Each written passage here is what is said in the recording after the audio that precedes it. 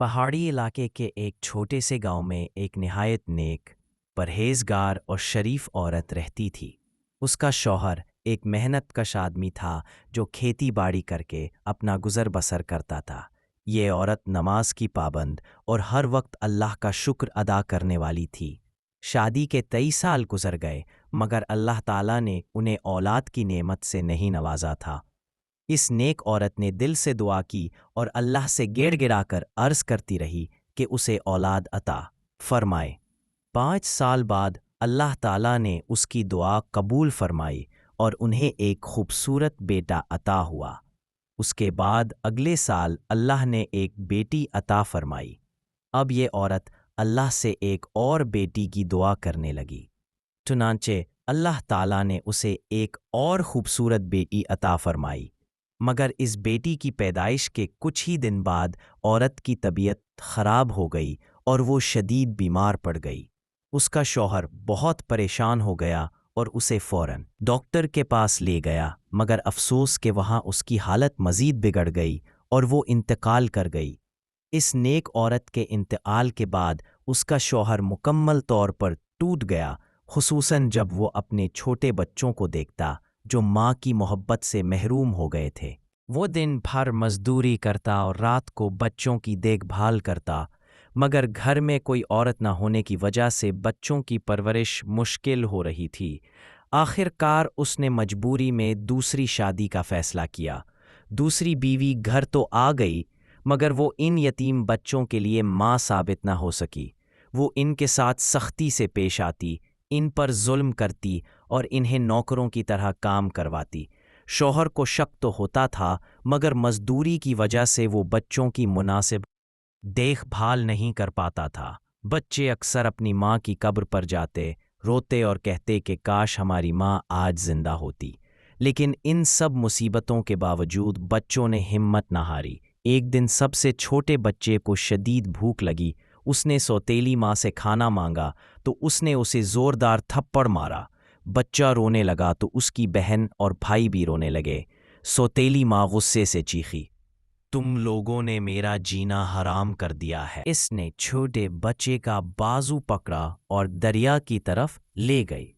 دونوں بہن بھائی روتے ہوئے اس کے پیچھے گئے مگر اس ظالم عورت نے انہیں نظر انداز کیا۔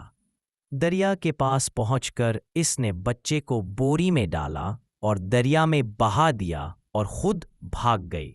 بچے دریا کے کنارے ساتھ ساتھ چلتے رہے اور روتے ہوئے چیختے رہے، کوئی ہماری مدد کرے، ہمارے بھائی کو بچاؤ۔ وہ اللہ سے فریاد کرتے رہے۔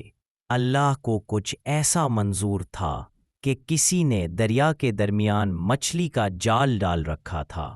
بچہ اسی جال میں پھنس گیا۔ جال والے نے جب دیکھا کہ بوری کے اندر کچھ حرکت کر رہا ہے تو فوراً اسے نکال لیا۔ پاس سے ایک نیک آدمی گزر رہا تھا۔ بچوں نے اسے روکا، سب واقعہ سنایا۔ اس نے فوراً بچے کو نکالا اور تینوں کو تسلی دی۔ اس نیک آدمی نے کہا، آج کے بعد تم میرے گھر رہو گے، میرے اپنے بچے نہیں ہیں، آج کے بعد تم ہی میرے بچے ہو۔ بچی نے کہا، انکل ہم ابھی نہیں جا سکتے، ہمارے پاپا کو کچھ نہیں بتایا، وہ فکر کریں گے۔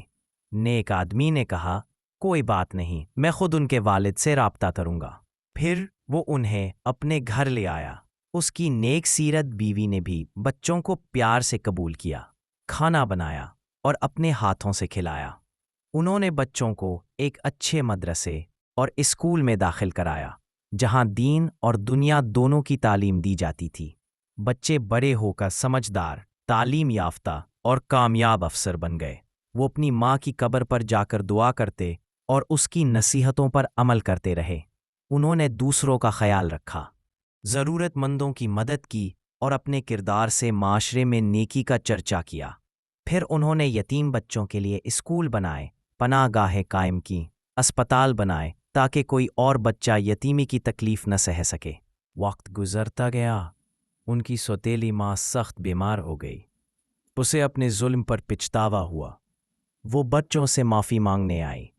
بچوں نے اسے معاف کر دیا کیونکہ ان کی اصل ماں نے انہیں سکھایا تھا کہ معاف کر دینا سب سے بڑی نیکی ہے۔ انہوں نے اس کی بیماری میں اس کا مکمل خیال رکھا۔ اس دوران انہوں نے اپنے والد کی بھی خدمت کی۔ ان یتیم بچوں نے اپنی زندگی نیکی، خدمت، شرافت اور محبت کے نام کر دی۔ ان کے قائم کردہ فلاحی ادارے آج بھی سینکڑوں یتیم بچوں کے لیے روشنی کا ذریعہ ہے۔ اللہ تعالی ہمیں بھی نیکی، معافی اور دوسروں کی مدد کرنے کی توفیق عطا فرمائے۔ آمین یا رب العالمین۔